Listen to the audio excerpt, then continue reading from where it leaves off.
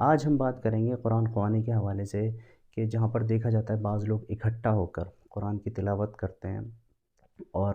کوئی ایک پارہ پڑھتا ہے، کوئی دو پارے پڑھتا ہے، وہ قرآن کا کوئی حصہ پڑھتا ہے اور قرآن کو مکمل کرتے ہیں، پورے قرآن کی تلاوت کرتے ہیں۔ اور یہ دیکھا جاتا ہے کہ کوئی نئے گھر میں داخل ہوتا ہے، کوئی نئی دکان لیتا ہے، کوئی نیا کاروبار کرنے جاتا ہے تو وہ قرآن خوانی کرتے ہیں کہ جس سے کہ برکت حاصل ہو، کام اچھا ہو جائے، اس طرح سے کسی کی وفات پر قرآن خوانی ہوتی ہے تو اس نے ایک رسمی شکل لے لی ہے، رسم کی ایک شکل لے لی ہے، اور یہ رسومی اعتبار سے اب لوگ کر رہے ہیں۔ تو اس کی کیا حقیقت ہے؟ ہمیں دیکھنا ہوگا، جو ایک بہت بہترین قرآن میں ایک نصیحت آتی ہے جو سورہ فرقان میں آتی ہے، سورۃ نمبر 25 آیت نمبر 30، ہمیں دیکھنا چاہیے کہیں ہم پر تو لاگو نہیں ہوتی کہ کہ قرآن میں اللہ نے فرمایا کہ وقال الرسول یا ربی ان قوم اتخذوا هذا القرآن مہجورا، کہ اور رسول کہے گا کہ اے میرے رب، کہ یہ میری قوم ہے جس نے قرآن کو متروک کر دیا تھا، یعنی جس نے قرآن کو چھوڑ دیا تھا۔ they shunned the Quran, they forsake the Quran, that is, اس کا مطلب ہے کہ انہوں نے چھوڑ دیا، متروک کر دیا، یعنی کہ اس کی تعلیمات سے منہ پھیر لیا، اس کو سمجھا نہیں۔ کیا ہی کیا یہ آیت فٹ نہیں ہوتی آج کے ٹائم پر کہ جو لوگ بنا سمجھے صرف رسومی طور پر کہ بھئی ہمیں کچھ ثواب حاصل ہو جائے گا یا اس سے کوئی فائدہ پہنچ جائے گا برکت کے لیے،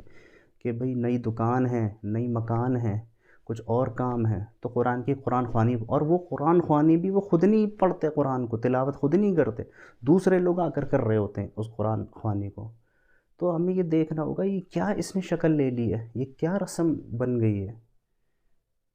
کیا ہی تو یہ ہوگا کہ اگر مان لیجئے کوئی کہتا ہے بھئی ایصال ثواب کے لیے کیا جا رہا ہے، تو بھائی بہتر سنت یہ ہے کہ بندہ خود قرآن کی تلاوت کرے، اللہ سے دعا کرے، صدقہ کرے اپنے مرحوم کے لیے، روزہ رکھے ان کے لیے۔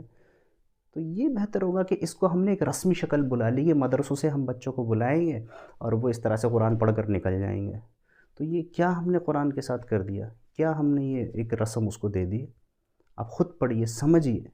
کیا آپ نے قرآن کو چھوڑ نہیں دیا؟ آپ نے حق ادا کیا قرآن کا، یعنی کہ قرآن کو چھوڑنے کا معنی یہ ہے اس کی تعلیمات کو نہیں سمجھا، اس کی تعلیمات کو نہیں دیکھا، اس کے حلال اور حرام کو نہیں سمجھا، اس کے احکامات کو نہیں سمجھا کہ قرآن نے آپ کو کیا بتایا، کیا پیغام دیا تمہارے رب نے، کیا وہ تم سے چاہتا تھا، کیا تم نے نصیحت حاصل کری۔ قرآن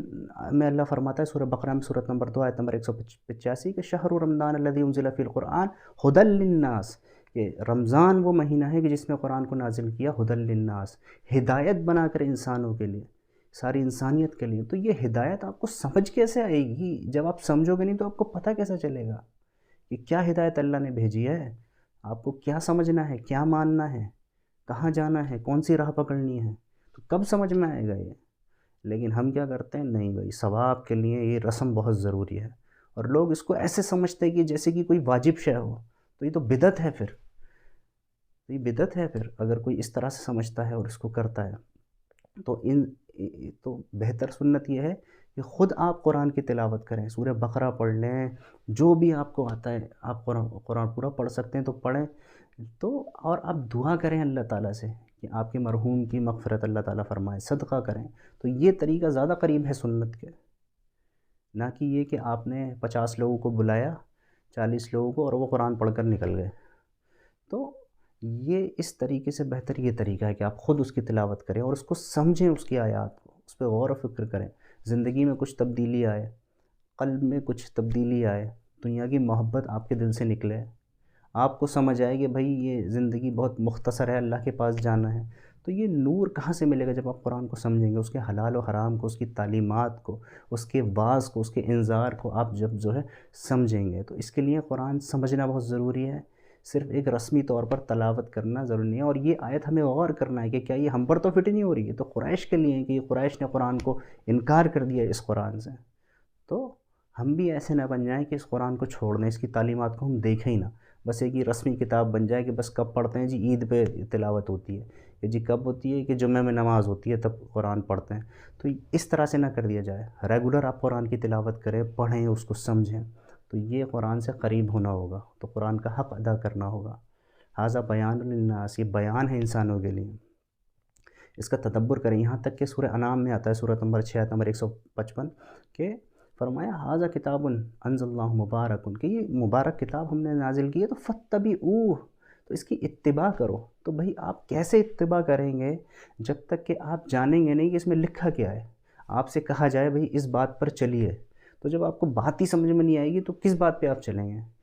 تو یہ سمجھنے والی بات یہ ہے کہ قرآن اتباع کی جائے، قرآن کی، قرآن پر چلا جائے۔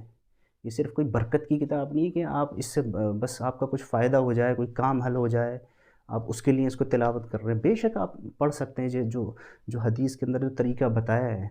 آپ کو پریشانیوں سے بچنے کے لیے، آپ بعض صورتیں آیتیں آپ پڑھ سکتے ہیں، تو وہ طریقہ ہے اس کا، بتایا گیا ہے کیا چیز ہے۔ یہ نہیں کہ آپ نے 40 لوگوں کو بلایا اور وہی پڑھ کے نکل گئے، آپ نے تو پڑھا ہی نہیں، ٹھیک ہے نا؟ تو اس کی ایک رسمی شکل بنانا درست نہیں ہے، خود تلاوت کریے آپ، وہ زیادہ بہتر ہے۔ امید ہے کہ بات سمجھ میں آئے گی۔ وما علینا الا البلاغ المبین۔